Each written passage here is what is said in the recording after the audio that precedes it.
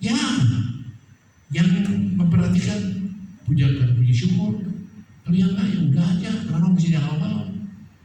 Kalau hal-hal kan ini semua tahu bahwa harinya saya ulang tahun, betul nggak? Apa jasanya kan? Oh, saya kan tetap firman. Kamu dapat firman dari mana? Dari Tuhan Yesus dapat bayar? Enggak kan? Cuma-cuma. Kenapa pengen dihargai? Kenapa pengen dibayar waktu kamu ulang tahun? Kenapa terus ikut pemuluhan? Pemuluhan adalah punya Tuhan. Halo? Kalau saudara ngerti, nanti akhirnya saudara akan menjadi dewasa. Sekarang saya sudah ngerti, saya tidak pernah mengkristenkan orang. Saya hanya berkata, bagaimana kalau kamu mati harus masuk surga? Itu aja goalnya. Mau orang Kristen kayak, mau orang Islam kayak, mau orang Buddha kayak, mau orang Hindu kayak, masa bodoh? Hai penting kamu beritakan bagaimana cara masuk surga. Titik. Tadi melayani ya bukannya rendah hati. Sadar atau tidak sadar banyak hamba Tuhan tidak rendah hati. Lemah lembut, termasuk saya kurang lemah lembut, taat dan setia. Banyak tidak taat, banyak tidak setia. Makanya saudara jangan harus masuk surga. Halo. Kemudian melayani kehendak Bapa, patuh dan tidak egois. Melayani dia, bukan melayani aku. Melayani apa Tuhan? Gerejanya harus bagus, sound systemnya harus enak. Mic harus saya pegang. Mic ini untuk siapa? Halo? Untuk siapa? Untuk saya Kopa? Untuk dia? Untuk memuliakan nama Tuhan. Iya. Amin. Kalau saudara sudah memiliki ini pengen dimonopoli, apakah saudara seperti Yesus? Halo?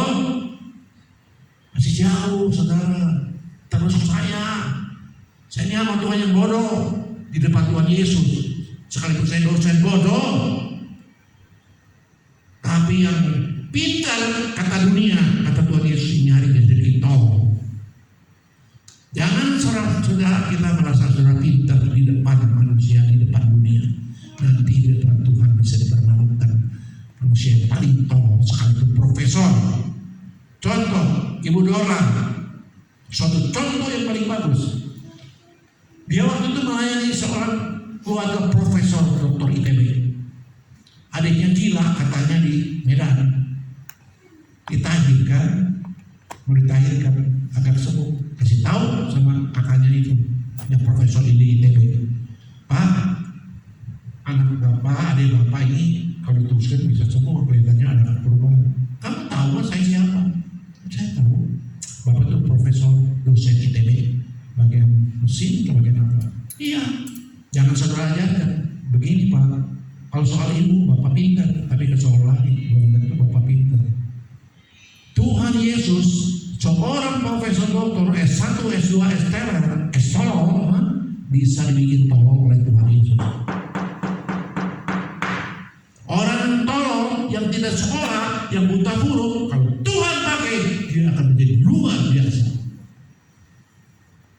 Makanya di dalam Tuhan tidak ada diskriminasi, tidak ada ras, tidak ada rasa pintar atau bodoh. Yang penting hatimu. Mau nggak sebagai hamba? Mau nggak waktu dididik sama Tuhan? Tunduk, taat, setia. Itu yang Tuhan lihat. Kepintaran Tuhan tidak butuh. Tuhan tidak butuh orang-orang pintar. Tuhan butuh orang-orang yang setia. Taat. Waktu ada goncangan datang dia tetap saja. Itu yang Tuhan butuh. Tuhan tidak mau dia pengkhianatan seperti Yudas. Baru keuntungan taat atau waktu tidak ada loncat ke kiri ke kanan. Lihat aja di ujung-ujung. Itu yang keberapa tadi? Taat. Yang ketujuh, melayani kehendak Bapa. Kata Bapa, diam kamu di Papua, diam saja. Oh, di Papua di kampung hutan. Saya mau di Jakarta dong, kota besar. Sekali khotbah 5 juta, 3 juta. Itu udah maunya dia, bukan mau Tuhan. Ya oke, sementara ini kelihatannya good ya, Tuhan berkati saya karena ada berkat.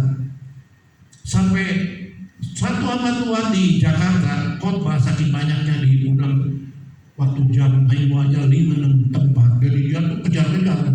Kan di Jakarta tuh macet, kejar sini kejar sana. Bagaimana persiapan firman? Yang penting omset tanya. Yang penting omset. Bukan yang penting kesatuan suruh firman satu aja itu enggak. Yang penting omset. Apakah hamba Tuhan ini sekalipun dia memberitakan firman Tuhan, apakah masuk surga? Yang penting duit, omset. Kalau saya nggak ada omset tuh, ya udah kamu jadi tukang dagang dong. Kalau main omsetan mana? Jadi tukang dagang nggak bisa. Tukang dagang juga banyak yang licik kayak ini depan jungkol. Maka kalau saudara ngerti bahwa Tuhan ada dan hidup yang memberkati, kita hanya sekitar hati kita. Bagaimana hatimu terhadap Tuhan?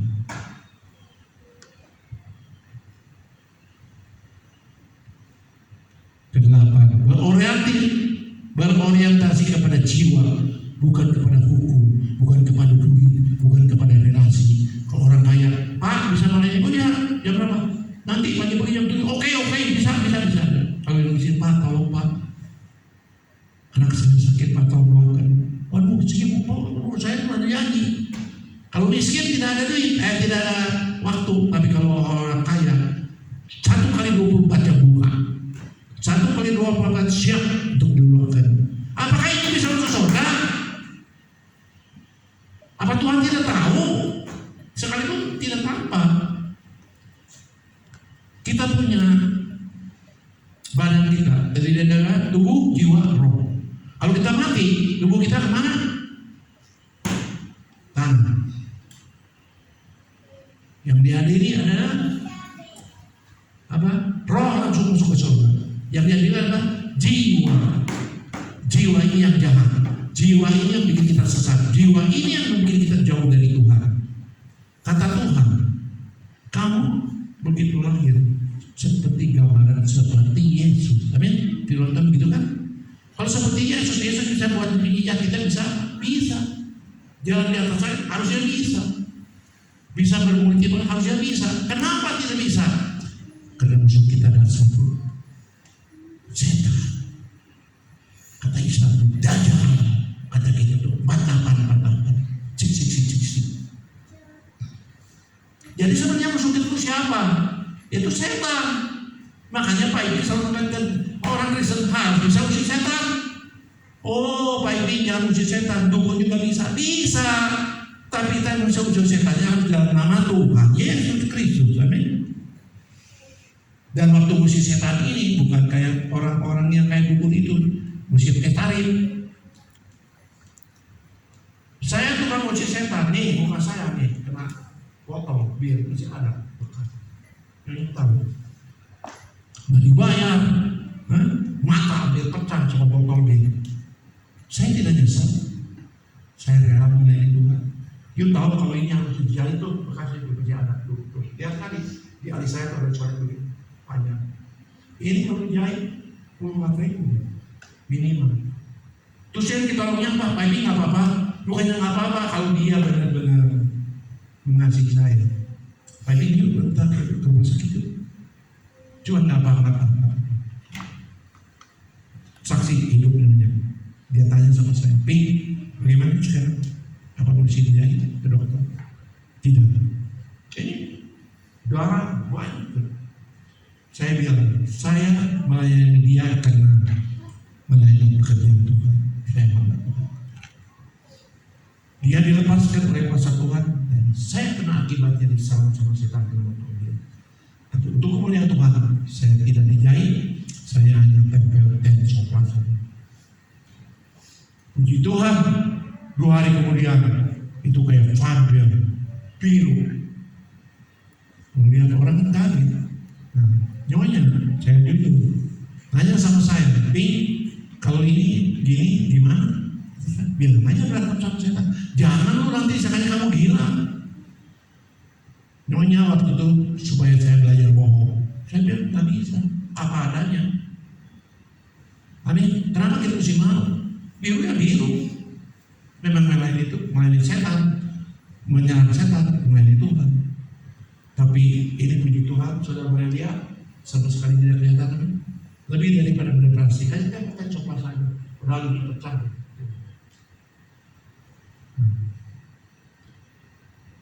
Saya ini melayani Tuhan hampir 30 tahun. Saya belum pernah mengangkatkan jemaat punya diri. Saya belum pernah mencari-cari bagaimana cari uang untuk bekerja Tuhan. Tidak. Banyaknya uang saya sendiri, pentahiran saya bayarkan. Tanya Ellen, coba beli.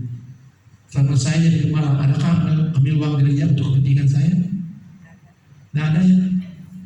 Untuk pentahiran ada? Tidak. Saksi bukti.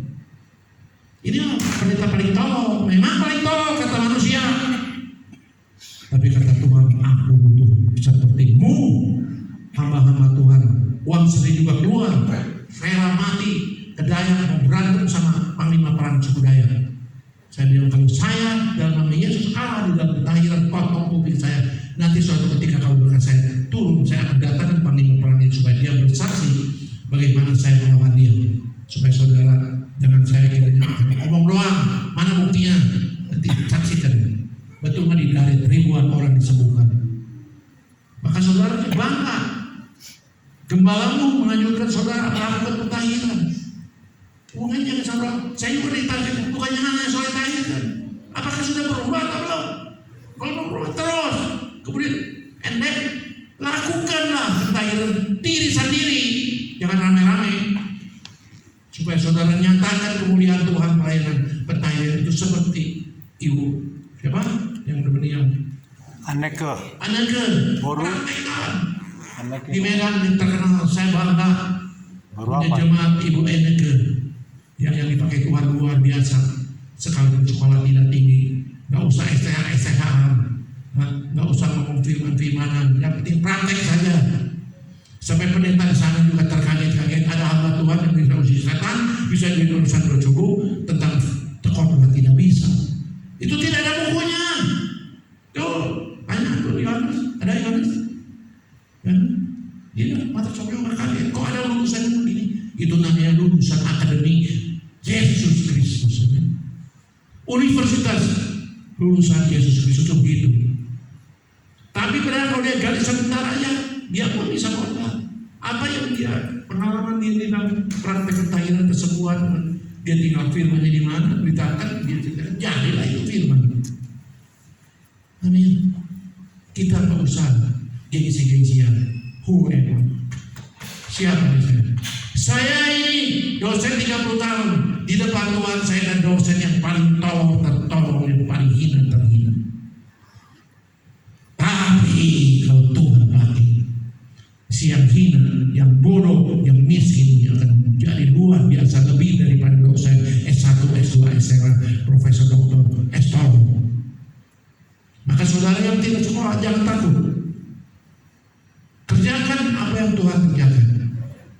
Pentahiran, baiknya nggak usah cari baik. Kamu kerjakan. Kalau kamu tidak bisa kalah, panggil tim kita. Kalau tim kita kalah, panggil Pak Ipi. Kalau Pak Ipi kalah, panggil Yesus. Jangan takut, maju dulu. Jangan ini takut, terus cari mereka. Mesti pakai formulanya, mesti poso. Tidak usah di depan mata setan sudah mengunjungkan nanti. Ini untuk mendukung. Ya, itu amati mengadakan suatu KKR yang bukan ide dari saya. Kalau kurang keuangan, saya pernah melayani gereja setan.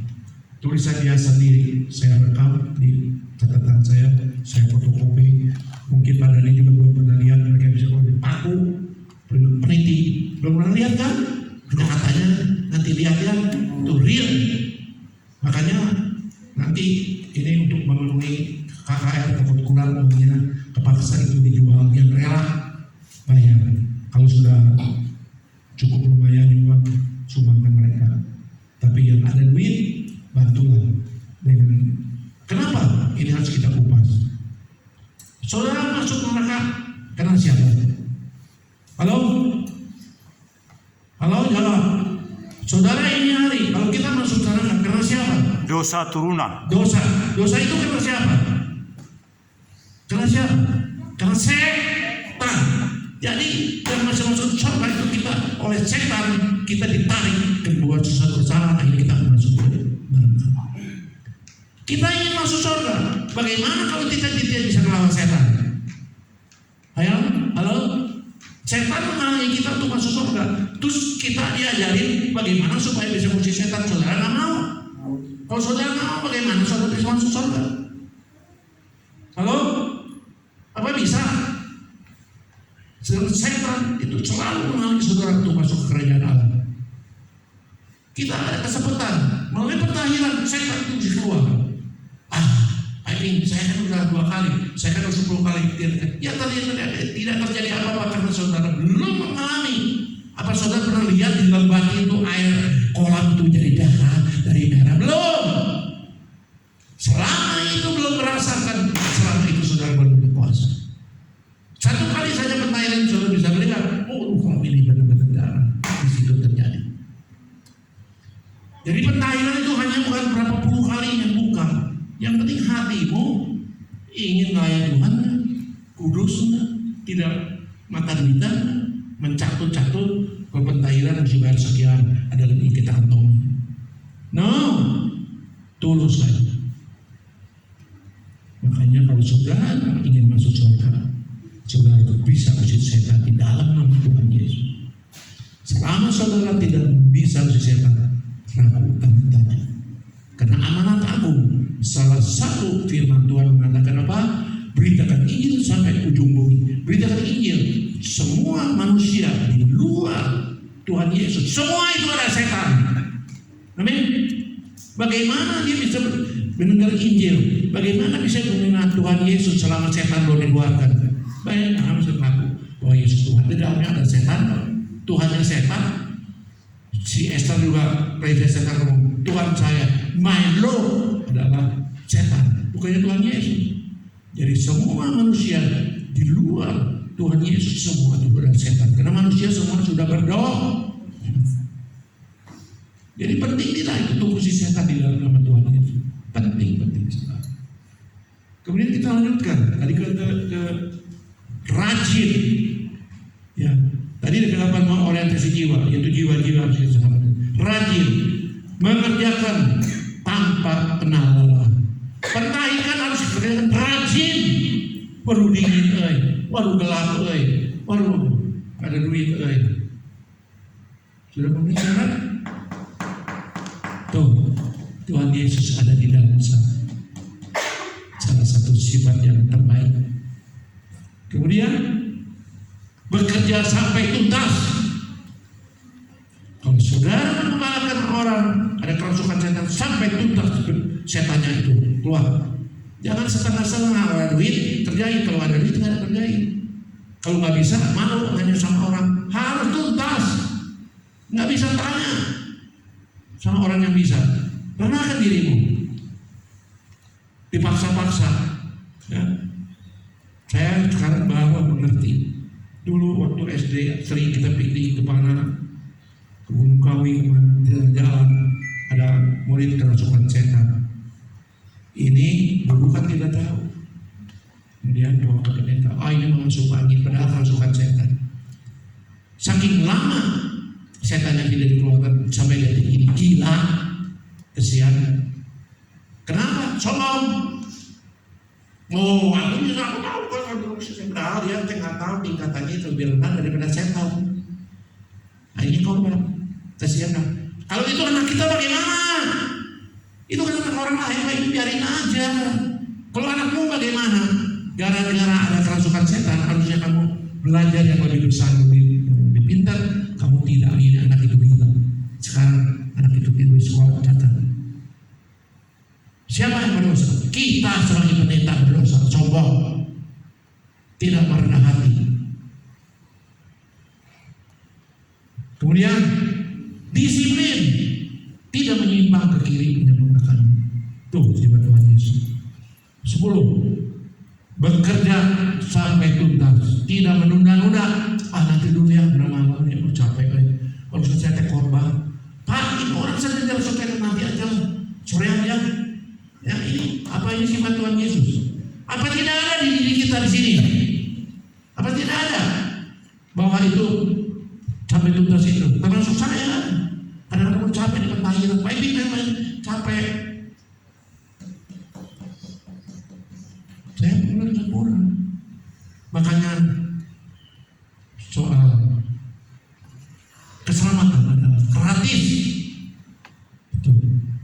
cuma-cuma, tapi harus dipekerjakan, harus dikerjakan dan harus dipertahankan. Kalau ini hari saudara percaya Yesus, ini hari nanti masuk surga. Tapi saudara kan masih hidup lagi. Besoknya masih berbuat dosa, besoknya masih iri, besoknya masih cari duit, besoknya masih ya namanya tarikan dunia, masih senang nonton televisi, senang HP, ya namanya manusia. Apa yang beginian?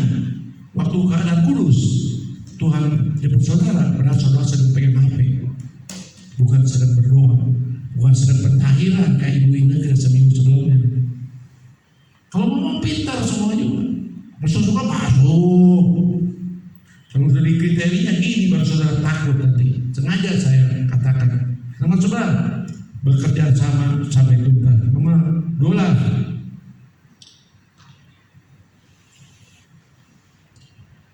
Berhati hamba, mau disuruh apa saja. Berhati hamba, hati kita ini hamba. Hamba itu lebih daripada slave, budak. Budak sama hamba tinggi mana? Halo? Kasih mana? Siap. Hamba dengan budak itu sama. Kalau bahasa Inggris slave, kalau bahasa Indonesia budak. Pendeta, kita tuh hamba. Ingat. Benar, kita hamba. Jangan kita ingin lebih daripada yang lain. Kalau saudara ingin masuk surga, Amin. jangan kita khotbah. Sekarang saya ngerti, kita nggak usah mengagumi, saya pengen jadi khotbah, saya pengen jadi WL, saya pengen jadi pemusik yang dahsyat. Percuma semua itu kalau saudara tidak masuk surga. Lebih baik kita diam, jadi hamba, layani Tuhan yang tulus, setia, taat, tuntaskan apa yang ditugaskan kepada kamu masuk surga. Amin. Amin. Kudus, tidak bercela. Saat ini ada kudus benar ada, maju ke tangan, angkat tangan. Tidak ada, bagus, termasuk saya. Saya kudus kalau saya sedang khotbah. Saya kudus kalau saya sedang melayani di pentahiran.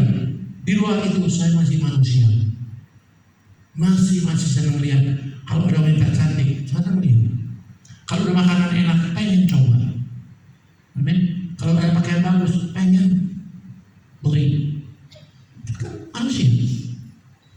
Untuk kekurusan, tuh kalau kayak Yoisio, kepala saya harus dulu kan, ya tuh, pakaiannya nggak begini, corak-corak kayak Yohanes tuh, batik. Ini batik nggak dapat 100.000 tuh. Sedangkan Yoisio hanya celana kuning saja, sepatunya sama celana jepit mahal. Pak Yohanes, teman yang saya punya, Yohanes si Yohanes cuma apa? Senang debit karet. Makanan, kalau lihat saudara di montai, dia tuh minta. Hanya alas pemberian daripada kasih jemaatnya yang memberikan seadanya. Sehari 3 kali keluar dari dia. Kalau mau mati tadi, Yesus. Hanya Yesus sayang.